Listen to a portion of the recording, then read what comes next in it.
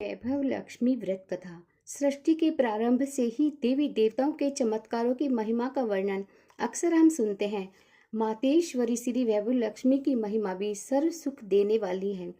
उनकी महिमा का वर्णन ध्यान पूर्वक सुनो। बात एक बड़े नगर की थी। उस नगर में सभी धर्मों के लोग रहते थे। सबके अपने अपने कारोबार थे। सुख एवं दुख की परवाह नहीं थी। पूजा पाठ, भजन कीर्तन, दया भाव, परोपकार जैसे सत्कर्म लोगों में नहीं के बराबर देखने को मिलते थे। नगर में शराब, जुआ, चोरी, डकैती जैसे गुनाहों का तो बोलबाला था। ऐसे नगर के मध्य में एक भक्तिपूर्ण धार्मिक गृहस्थी का निवास था। वह गृहस्थी थी सुधा और उसके पति की। सुधा धार्मिक प्रकृति की संतोषी एवं सुशील स्त्री थी। दयालुता, सदाचार तो उसके रोम रोम में बसा था। सुधा और उसका पति लक्ष्मी नारायण के सुख से अपना जीवन व्यतीत करते थे। वे किसी से अपशब्द नहीं कहते थे और न ही किसी की बुराई करते थे। वे प्रभु भजन में अच्छी तरह से समय व्यतीत करते थे। इस तरह उनका जीवन चलता था। उनकी गृहस्थी नगर में आदर्श गृहस्थी के रूप में समझी जाती थी। परंतु ईश्वर की लीला को कौन जान पाया है। मनुष्य का भाग्य क्षण भर में राजा को रंक और रंक को राजा बना देता है। सुधा का पति बुरे लोगों से मित्रता कर बैठा। वह जुआ खेलने लगा, शराब पीने लगा। जो कुछ भी उसके पास पैसा एवं पत्नी का जेवर था, वो सब उसने जुए में गंवा दिया। वह बनना तो चाहता था करोड़पति, लेकिन उसके खराब भाग्य ने से सब अस्त व्यस्त हो गया और करोड़पति न बनकर वो फुटपाथ पर आ गया। अति दरिद्रता से परेशान होकर वह सुधा के साथ मारपीट करने लगा। सुधा ने परिवार पर संकट वे परेशानियों के बादल छा गए। अपना दुख किससे जाकर कहे। तभी उसके मन में एक विचार आया। जब कभी भी वह दुखी महसूस करती तो वह अपनी देवी माँ लक्ष्मी जी की आराधना करती थी। सुधा के घर में एक छोटा सा मंदिर था जिसमें मातेश्वरी श्री वैभव लक्ष्मी जी की प्रतिमा थी। उस प्रतिमा के सामने सुधा अपने मन की व्यथा रो रो कर कहती रहती थी। वह माँ से अपने संकटों से मुक्ति के उपाय जानने की कोशिश में रहती थी।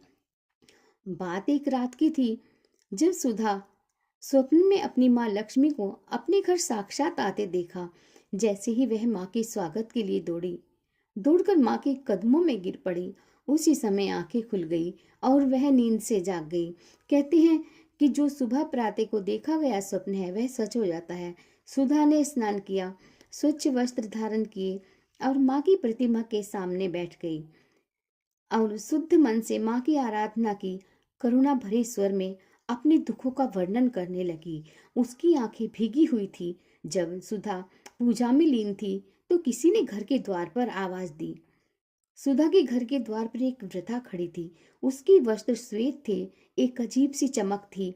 सुधा ने स्नेहपूर्वक उसका सम्मान किया, उन्हें आसन पर बिठाया। वृद्धा ने कहा, बेटी सुधा, क्या बात है, आजकल तुम मंदिर में दिखाई नहीं देती। प्रत्येक शुक्रवार को तुम्हारे द्वारा गाए भजन हृदय को बहुत भाते थे, परंतु अब क्यों नहीं आती। सुधा ने अपने दुखों का वर्णन उस वृद्धा से कह दिया। सुधा के कष्टों को सुनकर वृद्धा ने शुक्रवार के दिन माँ वैभव लक्ष्मी की पूजा एवं व्रत करने को कहा। वृद्धा ने कहा, यह व्रत सबकी मनोकामना पूर्ण करने वाला तथा सुख संपत्ति और यश देने वाला एक सरल व्रत है। शाम को एक चौकी या पाट पर स्वच्छ वस्त्र बिछाकर चावल का छोटा सा ढेर करें। उस ढेर पर पानी से तांबे का भरा कलश रखकर उस कलश पर कटोरी रखें। उस कटोरी में एक सोने या चांदी का गहना रखें। यदि सोने चांदी का गहना ना हो तो नगद रुपये का सिक्का भी चलेगा, वो भी रख सकते हैं। उनकी हल्दी, रोली व गुलाब के फूल से पूजन करें। धूप दीप के साथ एक पात्र में मिष्ठान या गुड़ रखें। फिर वैभव लक्ष्मी माता की कथा करें। वैसे तो माँ लक्ष्मी के अनेक रूप हैं, परंतु श्री यंत्र अति प्रिय है।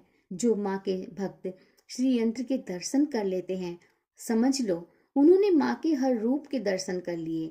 इसलिए माँ पूजन के समय श्री यंत्र को मत भूलें। उसके पश्चात लक्ष्मी चालीसा का पाठ करें, फिर लक्ष्मी स्तवन का पाठ करें। इसके पश्चात घी और आटे और चीनी को भून कर बनाया गया प्रसाद, जिसमें केले के टुकड़े भी कटे हों, माँ लक्ष्मी की आरती करके उस प्रसाद को लोगों में बांट दें तथा बांटते समय भी आप जय माँ लक्ष्मी बोलते रहें। यह व्रत निरंतर 11, 21 या 51 रखे जा सकते हैं। सूर्यास्त होने के पश्चात माँ की उपासना करके जब व्रत प्रसाद बांट लेवें तो आप भी भोजन ग्रहण कर सकते हैं। माँ के आगे रखे चावलों को सब पक्षियों में डाल दें तथा कलश का पानी तुलसी जी की क्यारी में डाल दें। व्रत पूर्ण होने पर माँ फल व्रत का उद्यापन करें, जिससे 5, 7 या 9 सुहागिन स्त्रियों को भोजन कराएं। उसके पश्चात उनके मस्तक पर कुमकुम का तिलक लगाकर चावल लगाएं, उनके चरण धोकर उनका आशीर्वाद लें। इस प्रकार वैभव लक्ष्मी माँ का व्रत श्रद्धा और हृदय से करें। सुधा वृद्धा से माँ की कथा माँ लक्ष्मी की महिमा सुनने में मगन थी। उसे तो यह भी ज्ञात नहीं हुआ कि वह वृद्धा कब उसके द्वार से चली गई। फिर शुक्रवार का दिवस आया। सुधा उसी दिन की बेचैनी से प्रतीक्षा में थी। सायंकाल होते ही उसने एक चौकी साफ की, उस पर एक साफ वस्त्र बिछाया। उसके पति ने शराब व जुए में उसके सभी आभूषण बेच दिए थे। माँ के व्रत के लिए उसके पास आभूषण नहीं थे, अब केवल उसके कानों के झुमके व नाक की लौंग थी। उसने उन्हें उतारकर स्वच्छ वस्त्र पर रख दिए, शुद्ध हृदय से पूजन किया, हल्दी रोली का तिलक लगाकर तथा लाल फूलों के द्वारा पूजन किया। पात्र में उसने मिष्ठान की जगह गुड़ रख दिया। पूजन करते समय वह पूर्ण रूप से माँ वैभव लक्ष्मी की भक्ति में लीन थी। विधि व नियम अनुसार पूजा की, धूप दीप के द्वारा आरती की। इसके पश्चात प्रसाद का माँ लक्ष्मी को भोग लगाकर स्वयं भी लिया। फिर अपने कानों व नाक के गहने पहन लिए। रात्रि को जब पति आया तो उसे भी माँ लक्ष्मी का प्रसाद दिया। जैसे सुधा के पति ने माँ का प्रसाद ग्रहण किया, अचानक उसमें परिवर्तन होने लगा। उसके विचारों एवं बुद्धि में परिवर्तन हो गया। उसे पश्चाताप हुआ अपने बुरे कामों पर। वह बुराई से घृणा करने लगा और स्वयं को घर के सुख के लिए परिश्रम के मार्ग पर ले चला। दूसरे शुक्रवार के आने तक सुधा के घर में हर्षोल्लास का वातावरण छा गया। जैसे जैसे शुक्रवार बीतने लगे, वैभव लक्ष्मी माँ की कृपा से सुधा का भाग्य भी उज्जवल होने लगा। मन्नत माने संकल्प किए हुए 11, 21, 51 व्रत पूरे होते ही घर में सर्व सुख संपन्न और हो गया और माँ लक्ष्मी की कृपा से सुधा के सभी कष्ट पलक झपकते ही दूर हो गए। सुधा फिर माँ धनलक्ष्मी स्वरूप की छवि को देखकर मन ही मन प्रेम पूर्वक प्रार्थना करने लगी। हे माँ धनलक्ष्मी, मैंने आपका वैभव लक्ष्मी व्रत करने की मन्नत मांगी थी, वह आज पूर्ण हुई है। हे माँ, आप मेरे अवगुणों को न देखते हुए मेरे सभी कष्टों को दूर करो।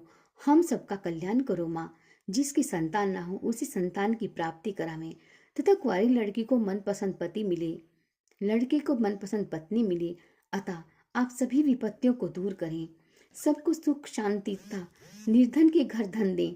हे माँ, आपकी महिमा तो अपरंपार है, आप जो चाहे कर सकती हैं। ऐसा बोलते हुए लक्ष्मी माँ के धन लक्ष्मी स्वरूप की छवि को प्रणाम किया। उसी दिन माँ लक्ष्मी की श्री वैभव लक्ष्मी व्रत कथा की 51 या 101 प्रतियां माँ भक्तों को अपने हाथों से बांटे। यदि इतनी प्रतियों की शक्ति न हो तो 11 तो अवश्य ही बांटनी चाहिए। माँ की प्रतिमा के आगे बैठ दोनों हाथ जोड़कर उनसे प्रार्थना करते हुए कहें, हे माँ लक्ष्मी, आपकी कृपा से मैंने अपने व्रत विधि पूर्वक पूरे किए हैं, इसलिए हे माँ, आप हमारी इच्छा को पूरी करो।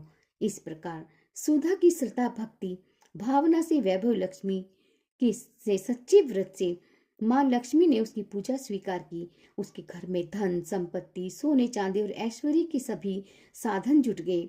माँ लक्ष्मी ने उसके घर पर अपना निवास स्थल ही बना लिया। गली मोहल्ले की दूसरी स्त्रियां ने सुधा से पूछा कि तुमने कौन सा व्रत किया है जिसके कारण तुम्हारे घर में सुख शांति, धन संपत्ति तथा सभी ऐश्वर्य प्राप्त हुए हैं। सुधा ने कहा कि मैंने वैभव लक्ष्मी माँ का व्रत पूरी श्रद्धा से किया तथा अपनी शक्ति के अनुसार श्री वैभव लक्ष्मी व्रत कथा की पुस्तकें भी बांटी हैं। यह सुनकर गली मोहल्ले की दूसरी स्त्रियां भी विधि पूर्वक माँ वैभव लक्ष्मी का व्रत करने लगी। तो मित्र, ये थी वैभव लक्ष्मी, मेरी वैभव लक्ष्मी माता की कथा। जय माँ वैभव लक्ष्मी, हमेशा अपनी कृपा हम सब पर बनाए रखे माँ। जय वैभव लक्ष्मी माँ, जय वैभव लक्ष्मी माँ। तुम्हारी सदा ही जय हो। हे माँ, अपनी कृपा मेरे परिवार पर हमेशा बनाए रखो। हम सब पर अपनी कृपा बनाए रखो। हे महालक्ष्मी, आपकी सदा ही जय हो। जय हो महालक्ष्मी माता की जय हो।